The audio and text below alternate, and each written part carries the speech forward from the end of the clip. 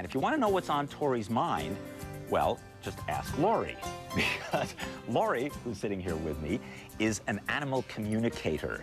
And she and Herbie, Tori's companion, I guess you'd have to call it, are going to tell us about communicating with animals, if we could talk to the animals. That's all coming up on Cron 4 News Weekend. Tori is a dog, by the way, ladies and gentlemen. I just want to make that clear. Tori obviously has a new chew toy. Tori is about the best behaved dog I think we've ever had on this set. But he wasn't this way a little while ago. In fact, Tori was a bit high-strung, we are told, by his, well, you're not his own, not his owner, his companion, Herbie Bell. Dr. Bell, what was he like back then? We found him at the pound, and he was completely withdrawn and, we would say, depressed if he was a human, and he was a flight risk. Always wanted to take off and really, really sad. Right. So Dr. Bell went to Lori Moore, who is an animal communicator, and you told her, what did you told her this and said, help? I did. I said, can you help me? And I didn't know what to expect. Okay. And Lori, what did you do when you did a, do you call it reading, communicating session? What do you call it? I call it a communicating session with the animal. By training, I'm a psychotherapist, so I've worked with many people. And I talk to Tori. I speak to the animals.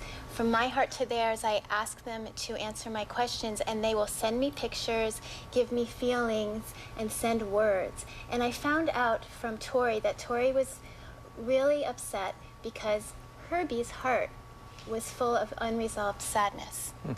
So wait a minute, it was Herbie's problem and not Tori's. That is exactly correct. Tori was reflecting back to Herbie what was happening inside of Herbie's own heart. I see.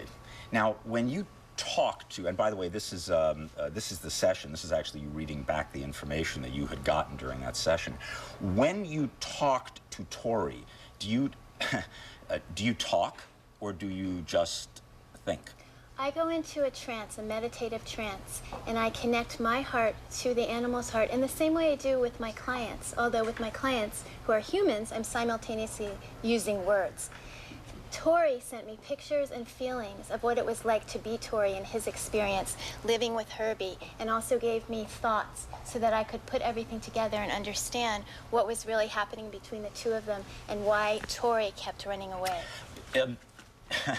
For those of us who are, I don't want to say skeptics, but for those of us who are kind of curious about this, how do you know that this is actually happening and that this isn't just all in your mind, so to speak? That is an excellent question, which I asked myself many times when I first embarked on being an animal communicator. Am I making this all up? What I do is I take extensive notes of everything the animal tells me and report the notes to my human client. Time and time again, my human client will be in awe because what I have said is information that I had no access to. If you feel skeptical, I have great respect for that, and this is something you would have to test out for yourself. Right.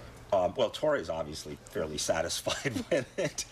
This is a happy dog. Now, what kinds of messages do you, what kinds of messages do you get from, I mean, do you get things as mundane as, darn, I wish they'd brush me more often, or... The animals give all kinds of messages. Yes, as mundane as I'd like to be brushed more often, and as lofty as my person is ready to take a jump in spiritual awakening into a place of unconditional joy, and I will do everything I can to help my person get there. Wow, you've been talking to my dog. Okay, now you don't just do dogs, right? You do cats as well. Cats, birds, snakes, lizards, cats have to be sheep, tough, you though. name it, horses. By the way, this is video of a session with a cat, but the great location. The cat is right next to Lori here. Can we just listen to this for a moment? Can we just pick up some sound here? Crying. And it was healing for her, and she said, that's true. And she said, did I do the wrong thing?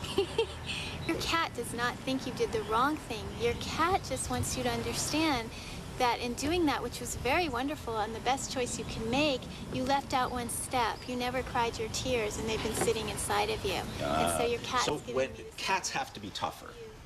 Actually, cats are very articulate. They're probably the most articulate animal. Really? Many cats are very chatty, will give me lots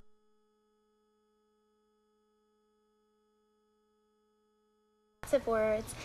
And cats tend to be very clear about their intention, what it is they're trying to get across. what their purpose is. Don't you find that most cats would just as soon ignore you as talk to you? I mean... No, not at all.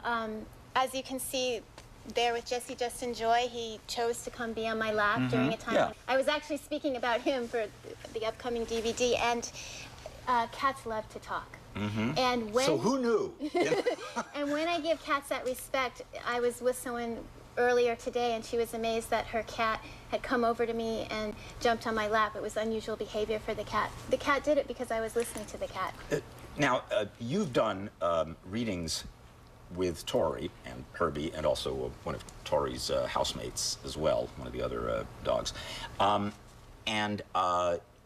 When we asked you if Tori could come on the air, if you could bring a dog with you, you wrote back to our producer that you would ask Tori. And what did Tori say? Tori said that Tori's purpose is not to be an actor, and I have talked to many animals who love to be the center of attention and be on camera. Yeah, me but and my dog. Tori's purpose in life is to assist Herbie. Tori is Herbie's teacher, and he will do whatever he can to assist and help Herbie, and because of that, he was more than happy to come on the TV. Okay, and you said that there was something else you found out about Tori that Herbie didn't know yet? Oh, yes.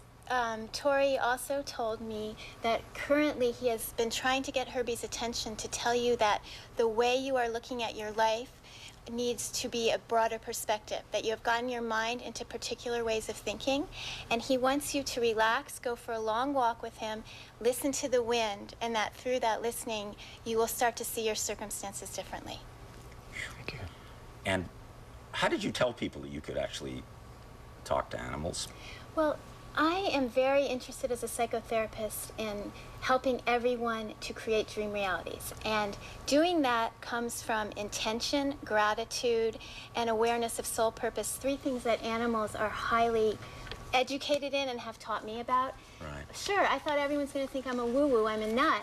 But when I speak about the real reasons I'm talking to the animals, it becomes fascinating to people. Okay. And it also, by the way, helps that you live in Northern California. Some places you probably wouldn't admit that. Okay, well, thank you both very much Thank you. For joining us, and especially you... Sorry. Sorry.